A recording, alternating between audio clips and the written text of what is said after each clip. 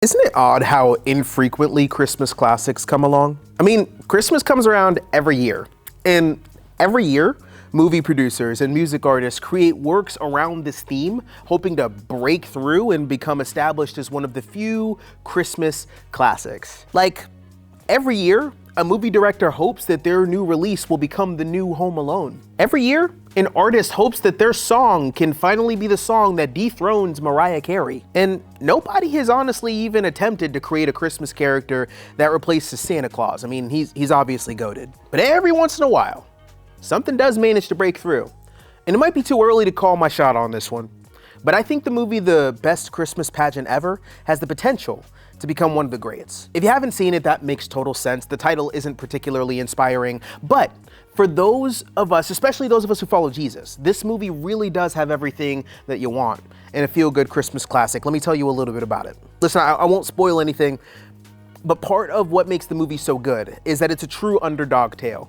It's the story of a couple of no-good, dirty, rotten kids who try to fit in and help put on this classy, church-appropriate Christmas play at the local church in town. And in the hilarious way that they tell the story and expose some of the silly things that we say and do and believe about doing church the right way, it makes it a pretty high-quality Christmas movie. Anyway, the reason that we all typically like stories like that is because a lot of us relate to the underdog, don't we? I mean, it's a weird thing in pop culture, but we all get sick of winners eventually.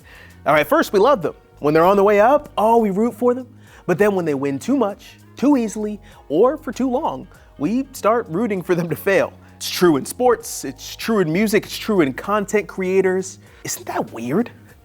Why do we do that? It's because we see ourselves in the struggle. You resonate with people who have to work for it because it feels like you're always one of those people. Sometimes you feel like you're the only one of those people even.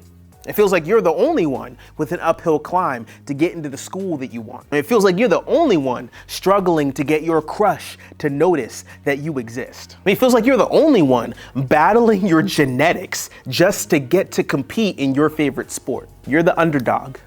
Nothing comes easy. Everything feels harder for you than it does for the other people that you know. And life feels like the silence of the night. So in our final week of this series, we're gonna try to disrupt that silence. When we last left Mary, she was at Elizabeth's doorstep, experiencing the silence of the night become joy to the world. It must have been a wild turn of events for someone feeling like such a burden. And Mary stayed with her cousin Elizabeth for 3 months, definitely long enough to silence any shame spirals or anxiety that she might have been experiencing at the time. But then Mary left, and she returned to finish out the remaining 2 trimesters of her pregnancy in her hometown. But the external peace doesn't seem to last for very long in life, does it? It seems like it's only a matter of time until the next wave of chaos hits. That's the life of an underdog. And that's exactly what happens in Mary's story. So hopefully what we read here is gonna help us in our own underdog struggle. We're in Luke 2, verse 1.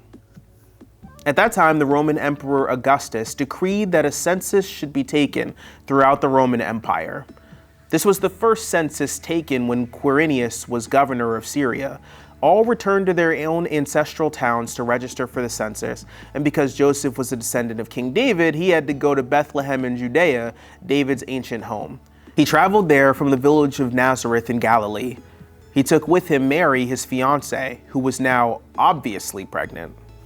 Now listen, we don't experience this whole census thing very much around in today's society, but it was an important part of governmental regulation back in the day.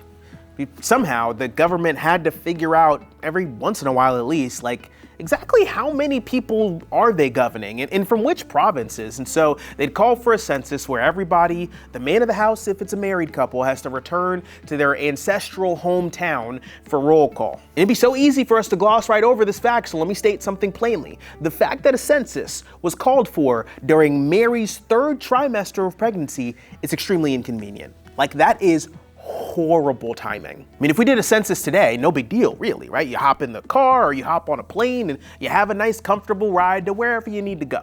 But as the clock ticks down to when she's supposed to deliver a baby, Mary now has to hop on a camel, which is even less comfortable than the middle seat of an airplane, and travel about a week to get to Joseph's hometown of Bethlehem. Have you ever interacted with a woman who's really pregnant? Like a camel ride, a 10-day hike? Yeah, probably not the best suggestion for somebody who's in that state. But that's what God decides to do in Mary's story. Thanks, God. Let's continue. Verse 6. And while they were there, the time came for her baby to be born. She gave birth to her firstborn son. She wrapped him in snugly strips of cloth and laid him in a manger because there was no lodging available for them. And every once in a while, I find myself a little bit frustrated by what interactions the Bible authors don't crawl through in detail. In this whole scene with Mary and Joseph hustling to find a place to stay and having to settle for a barn, like that's a series of conversations that I would have liked to read.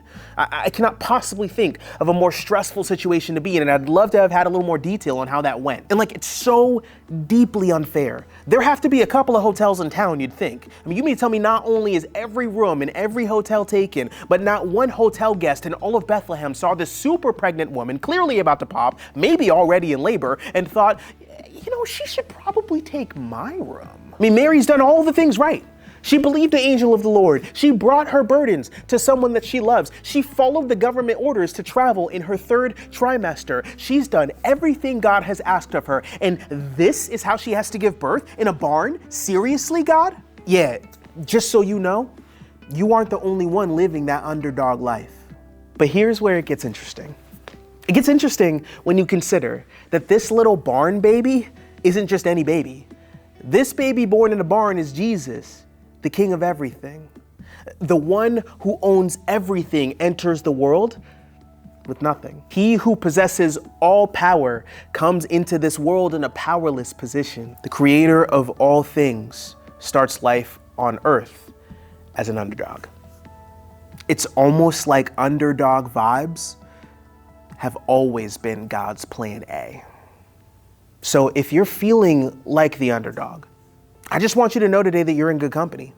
Jesus was an underdog from the beginning, and yet his victory was never in question. So if you're a follower of that same Jesus who never takes an L but started from the bottom, what does that mean about you in your uphill climb?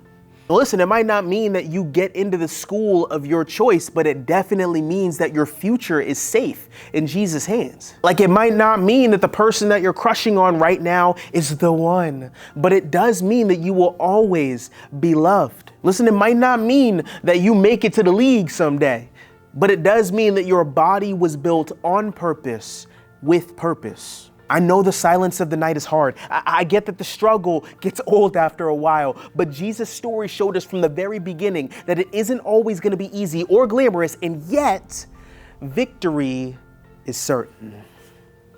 Here's the point. Uphill is often more design than detour.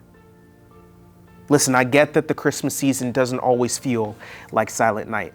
I appreciate that peace isn't always so easy to come by. I know that there are areas of your life where you feel like God hasn't shown up the way that you want him to. But I think most of us have walked around our whole lives thinking that the Christmas season centers around peace because of warm fuzzies and happy traditions. But the truth is, the Christmas story is one of the grittiest stories of silence and struggle out there. And yet, in the midst of the mess, there's hope. There's joy, there's peace, and that comes in the form of Jesus. So as you navigate the silence of the night this Christmas season, my prayer for you is that you would remember what we've talked about over the past few weeks, and that it'll help you to have a Merry Christmas. God's silence is never God's absence. The silence of the night can bring joy to the world. And uphill is often more design than detour.